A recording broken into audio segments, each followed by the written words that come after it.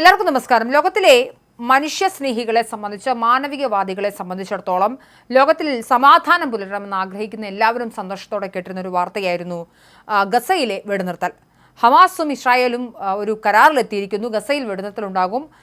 ഹമാസിന്റെ കയ്യിലുള്ള ഇസ്രായേലിലെ സാധാരണക്കാരായ ബന്ദികളെ ഉടൻ തന്നെ മോചിപ്പിക്കും. ഇതിന് പ്രതിഫലമായി ഫലസ്തീൻ തടവുകാരെയും ഇസ്രായേൽ മോചിപ്പിക്കും എന്നൊരു കരാറിലെത്തി. എന്നാൽ കഴിഞ്ഞ കുറേ ദിവസങ്ങളായി പ്രധാനമായും അമേരിക്കൻ പ്രസിഡന്റായി ഡൊണാൾഡ് ട്രംപ് അധികാരത്തിലെത്തിയ സമയം മുതൽ ഇത് എത്രയും വേഗം ഗസയിൽ സമാധാനം ഉണ്ടാകണമെന്നും പശ്ചിമേഷ്യയിൽ നിലനിൽക്കുന്ന ഈ അനിശ്ചിതത്വങ്ങൾ ഒഴിവാക്കണമെന്നും പല ഘട്ടങ്ങളിലായി പല രീതിയിലുള്ള ട്രംപിൻ്റെ പ്രസ്താവനകൾ കണ്ടിരുന്നു. ഏറ്റവും ഒടുക്കത്തെ കളി എന്നൊക്കെ നമ്മൾ പറയില്ലേ, അങ്ങനെ ഒടുക്കത്തെ കളിയുമായി എത്തിയിരിക്കുകയാണ് ട്രംപ്. ഹമാസിന് അന്ത്യശാസനം കൊടുത്തിരിക്കുകയാണ് US പ്രസിഡന്റ് ഡൊണാൾഡ് ട്രംപ്. ചൊവ്വാഴ്ചയോടെ എല്ലാ ബന്ധികളെയും വിട്ടയച്ചില്ലെങ്കിൽ കാര്യങ്ങൾ വഷളാകും, തീർത്ത് കളയുമെന്ന് തന്നെയാണ് ട്രംപിൻ്റെ വെല്ലുവിളി. എന്താണ് ഇതിൽ അർത്ഥമാക്കുന്നതെന്ന് മാധ്യമപ്രവർത്തകരുടെ ചോദ്യത്തിന് നിങ്ങൾ അതൊക്കെ കാണാനിരിക്കുന്നതേ ഉള്ളൂ എന്നായിരുന്നു ട്രംപ് പറഞ്ഞത്. നിങ്ങളതൊക്കെ കാണാനിരിക്കുന്നതേ ഉള്ളൂ, അവരും കാണാനിരിക്കുന്നതേ ഉള്ളൂ, അതായത് ഹമാസും കാണാനിരിക്കുന്നതേ ഉള്ളൂ എന്നാണ് പറഞ്ഞത്. ഞാൻ എന്താണ് അർത്ഥമാക്കുന്നതെന്ന് ഹമാസിന് വൈകാതെ മനസ്സിലാകുമെന്നും ട്രംപിൻ്റെ വാചകത്തിലുണ്ടായിരുന്നു.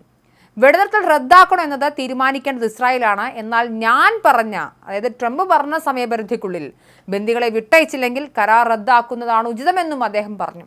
ഗസയിൽ വ്യോമാക്രമണം നടത്തി ഇസ്രായേൽ വെടിനിർത്തൽ കരാർ ലംഘിക്കുകയാണെന്ന് ആരോപിച്ച് ശനിയാഴ്ച നടക്കാനിരുന്ന ബന്ദി മോചനം മാറ്റിവെച്ചതായി ഹമാസ് വക്താവ് അറിയിച്ചിരുന്നു. അതായത് എന്താണോ കരാറിൽ പറഞ്ഞിരിക്കുന്ന കാര്യം അത് ഹമാസ് തെറ്റിച്ചിരിക്കുന്നു. ഹമാസ് എല്ലാ കാലഘട്ടത്തിലും ഇങ്ങനെയാണ്. അടിസ്ഥാനപരമായി കരാർ ലംഘനമെന്ന് പറയുന്നത് ഹമാസിനെ സംബന്ധിച്ചൊരു പുതിയ സംഭവമൊന്നുമല്ല. നമ്മളെപ്പോഴും ഹമാസ് പോരാളികളാണെന്ന് പറയുന്ന ആളുകളെയാണ് കൂടുതലായി കാണുക. പക്ഷേ എല്ലാ കാലഘട്ടങ്ങളിലും ആദ്യം പ്രശ്നമുണ്ടാക്കുന്നതും സമാധാനം ഇല്ലാതാക്കുന്നതും ഇനി ഏതെങ്കിലുമൊക്കെ തരത്തിൽ സമാധാന ഉടമ്പടികൾ ഉണ്ടാകുന്ന സമയത്ത് അത് ആദ്യം ലംഘിക്കുകയും ചെയ്യുന്നത് ഹമാസാണ്. എന്തായാലും ബന്ദി മോചനം മാറ്റിവെച്ചതായി ഹമാസ് പറയുക എന്നതിനർത്ഥം അവർ അത് ബന്ദികളെ മുഴുവൻ മോചിപ്പിക്കാൻ ഉദ്ദേശിക്കുന്നില്ല എന്ന് തന്നെയാണെന്നും അത് കരാർ ലംഘനമാണെന്നും കരാർ ലംഘിച്ചാൽ തൊട്ടടുത്ത ദിവസം മുതൽ ഇസ്രായേൽ അതിന് പ്രതികരിക്കുമെന്ന് ബെഞ്ചമിൻ നെതന്യാഹു നേരത്തെ അറിയിച്ചതുമാണ്. എന്നാലും വടക്കൻ ഗസയിലേക്ക് മടങ്ങാൻ ഫലസ്തീനികളെ അനുവദിക്കുന്നത് കാലതാമസം, അവരെ വ്യോമാക്രമണം വഴി ലക്ഷ്യമിടുന്നത്, ഈ ഗസ മുനമ്പിൻ്റെ വിവിധ ഭാഗങ്ങളിൽ തുടരുന്ന വെടിവെപ്പ്, മാനുഷിക സഹായം എത്തിക്കുന്നത് വൈകിപ്പിക്കുന്നു തുടങ്ങിയ ഒരു തരത്തിലും റെലവൻ്റ് അല്ലാത്ത കാര്യങ്ങൾ പറഞ്ഞുകൊണ്ടാണ് ഇസ്രായേലിനെതിരെ ഹമാസിൻ്റെ സായുധ വിഭാഗമായ അൽ ഖസാം ബ്രിഗേഡ്സ് വക്താവ് അബു ഒബയ്യ നിർത്തിയത്. ഈ ബന്ദിമോചനം വൈകിപ്പിക്കാനുള്ള ഹമാസ് തീരുമാനം വെടിനിർത്തൽ കരാറിന്റെ പൂർണ്ണ ലംഘനമാണെന്നും ഇസ്രായേൽ സൈന്യത്തോട് അതീവ ജാഗ്രതയോടെ ഇരിക്കാൻ താൻ നിർദ്ദേശം നൽകിയെന്നും ഇസ്രായേലിന്റെ പ്രതിരോധ മന്ത്രിയും പറഞ്ഞിട്ടുണ്ട്.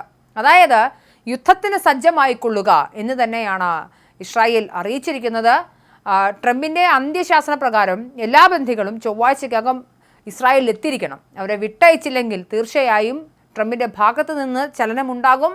ട്രംപ് ഒരു യെസ് പറഞ്ഞാൽ അത് എല്ലാ അർത്ഥത്തിലും അമേരിക്കയുടെ പൂർണ്ണ പിന്തുണ ഇസ്രായേലിനുണ്ടാകും. ഹമാസിനെ എന്തായാലും അവിടെ വളരാൻ സമ്മതിക്കില്ല എന്ന് ട്രംപ് നേരത്തെ തന്നെ പറഞ്ഞതാണ്. അതിനകത്ത് യാതൊരു വിട്ടുവീഴ്ചയ്ക്കും അയാൾ തയ്യാറല്ല. അതുകൊണ്ട് തന്നെ ഇനിയും ഹമാസ് ഈ തരത്തിലാണ് മുന്നോട്ട് പോകുന്നതെങ്കിൽ തൊട്ടടുത്ത ദിവസങ്ങളിൽ തന്നെ പശ്ചിമേഷ്യയിൽ വീണ്ടും നമ്മൾ പറഞ്ഞതുപോലെ തീർച്ചയായിട്ടും അടുത്തൊരു യുദ്ധം കൂടി പൊട്ടിപ്പുറപ്പെടാനുള്ള എല്ലാ സാധ്യതകളുമുണ്ട്. നമ്മളെപ്പോഴും പറഞ്ഞൊരു കാര്യമുണ്ട്, ഒരു കാലത്തും സമാധാനം ഉണ്ടാക്കില്ല എന്ന വാശി അത് ഹമാസിനും ഹിസ്ബുള്ളയ്ക്കും പൊളിറ്റിക്കൽ ഇസ്ലാമിനും എല്ലാ കാലഘട്ടത്തിലും ഉള്ളതാണ്. ഏതെങ്കിലും തരത്തിൽ നിങ്ങളൊന്ന് ആലോചിച്ച് നോക്കൂ, 2023 ഒക്ടോബർ 7 സംഭവിച്ചില്ലായിരുന്നെങ്കിൽ ഇന്ന് ഈ പറയുന്നത് പോലെയുള്ള സംഭവങ്ങളൊന്നും ഉണ്ടാകില്ലായിരുന്നു. സമാധാനത്തോടു കൂടി ജീവിച്ചിരുന്ന ഒരു ജനതയ്ക്ക് മേൽ അതിർത്തികൾ ലംഘിച്ചുകൊണ്ട് അകത്തേക്ക് കയറി വന്ന് അവരെ പീഡിപ്പിച്ച് ബലാത്സംഗം ചെയ്ത് അവരെ കൊന്നുതള്ളി കുറേ ആളുകളെ പിടിച്ചുകൊണ്ടുപോയി എന്നതിന് ശേഷം അയ്യോ ഞങ്ങളെ ഇസ്രായേൽ ആക്രമിക്കുന്നെന്ന് കരഞ്ഞ് നിലവിളിച്ച് ലോകത്തിൻ്റെ മുഴുവനും ശ്രദ്ധാകേന്ദ്രം തങ്ങളെ ആയിരിക്കണമെന്ന് വാശി പിടിച്ച് ജൂതന്മാരെ ഇല്ലാതാക്കി കളയും എന്ന് വാശി പിടിക്കുന്ന ഹമാസിന് എന്തായാലും കനത്ത തിരിച്ചടിയാണ് വരാൻ പോകുന്നത്. ഇതിന് പുറമെയാണ് കഴിഞ്ഞ ദിവസം ഇറാനിൽ ഇനി ഒന്നും ബാക്കി ഉണ്ടാവില്ലെന്ന് US പ്രസിഡന്റ് ഡൊണാൾഡ് ട്രംപിൻ്റെ ഒരു പ്രവചനവും അദ്ദേഹത്തിൻ്റെ ഒരു പ്രസ്താവനയും വന്നിരുന്നു. ആണവശേഷി വർദ്ധിപ്പിക്കുന്നതിനാൽ ഇറാനെതിരായ ഉപരോധം കർശനമാക്കുന്ന ഉത്തരവിൽ ഒപ്പുവെച്ച് സംസാരിക്കുന്നതിനിടെയാണ് ട്രംപിൻ്റെ ഭീഷണി വന്നത്. നേരത്തെ പ്രസിഡന്റ് ആയിരുന്നപ്പോൾ ഇറാനെതിരെ കൈക്കൊണ്ട നടപടികൾ വീണ്ടും കർശനമാക്കുമെന്നും ട്രംപ് വ്യക്തമാക്കി. എന്നാൽ തങ്ങൾക്കെതിരെ ഉപരോധം ഏർപ്പെടുത്തുന്നത് സംബന്ധിച്ച എക്സിക്യൂട്ടീവ് ഉത്തരവിൽ ഒപ്പുവെച്ച US പ്രസിഡന്റ് ഡൊണാൾഡ് ട്രംപിനെതിരെ ഇറാന്റെ പരമോന്നത നേതാവായ അയത്തുള്ള ഖൊമേനിയും വന്നു. ഇനിയും തങ്ങൾക്കെതിരെ ഭീഷണി തുടർന്നാൽ തിരിച്ചടിക്കുമെന്നും ഇതിന് യാതൊരു മടിയും ഉണ്ടാവില്ലെന്നും ഇറാന്റെ പരമോന്നത നേതാവായിട്ടുള്ള ഖൊമേനി പറയുന്നുണ്ട്. എനിക്ക് മനസ്സിലാകാത്തത് എന്ത് കണ്ടിട്ടാണ് ഇവന്മാർ ഈ ബഹളം വെക്കുന്നതെന്നാണ്. ഒന്ന്, അവന്മാർക്ക് സായുധ ബലമില്ല, പണം ഇല്ല, ആയുധ ബലമില്ല, ആളുകളില്ല, പൂർണ്ണമായ അർത്ഥത്തിൽ ഒരുപാട് ആളുകൾ, ലക്ഷക്കണക്കിന് ആളുകൾ ഇതിനോടകം തന്നെ പെരുവഴിയിലാക്കിയിരിക്കുന്നു. എന്നിട്ടും മതിയായില്ല. എന്നിട്ടും മതിയാവാതെ വീണ്ടും വീണ്ടും വീണ്ടും ഏതെങ്കിലും തരത്തിൽ സമാധാനം പുലർത്താനുള്ള കരാറുകളൊക്കെ തന്നെ ഇവർ ലംഘിക്കുന്നു. ഇതിലേറ്റവും പ്രധാനപ്പെട്ട കാര്യം, ഇവരെ സംബന്ധിച്ചിടത്തോളം സ്വന്തം അച്ഛൻ, അമ്മ, അല്ലെങ്കിൽ അവരുടെ സുരക്ഷിതത്വം, മക്കൾ, ഭാര്യ, ഇങ്ങനെയുള്ള വിചാരങ്ങളൊന്നുമില്ല. ഈ മറ്റൊരു ലോകത്തിലെ സ്വർഗം കണ്ട് ജീവിക്കുന്ന ആളുകളെ സംബന്ധിച്ചിടത്തോളം ഈ നാട്ടിലെ സമാധാനം അവർക്ക് ആവശ്യമില്ല. ഈ തലച്ചോറുമായി നിൽക്കുന്നത് കൊണ്ട് തന്നെയാണ് ഇവരെ സംബന്ധിച്ച് ഇങ്ങനൊരു പ്രതിസന്ധി ഉള്ളത്. എന്തായാലും യുദ്ധം ഉറപ്പാണ് എന്ന കാര്യത്തിൽ യാതൊരു സംശയമില്ല. കാര്യം ഹമാസ് കരാർ ലംഘിച്ചിരിക്കുന്നു.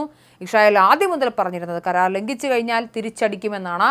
ചൊവ്വാഴ്ചയ്ക്കുള്ളിൽ പൂർണ്ണമായും ബന്ദികൾ എത്തിയില്ലെങ്കിൽ ഞഞ്ഞാപിഞ്ഞയൊന്നും പറയില്ല, പകരം ഡൊണാൾഡ് ട്രംപ് കയറി അടിച്ചിരിക്കും. എന്തായാലും സമാധാനം വീണ്ടും പോയിരിക്കുകയാണ് സാധാരണക്കാരായ മനുഷ്യസ്നേഹികളുടെ. എന്തായാലും ഹമാസിന് സന്തോഷിക്കാം. അവസാനത്തെ ആ ഒരു തരി കൂടി ഉണ്ടല്ലോ, കനലിൽ ഒരു തരി, അതുകൂടി കെടുത്തിക്കൊണ്ട് ട്രംപ് വരുന്നുണ്ട്.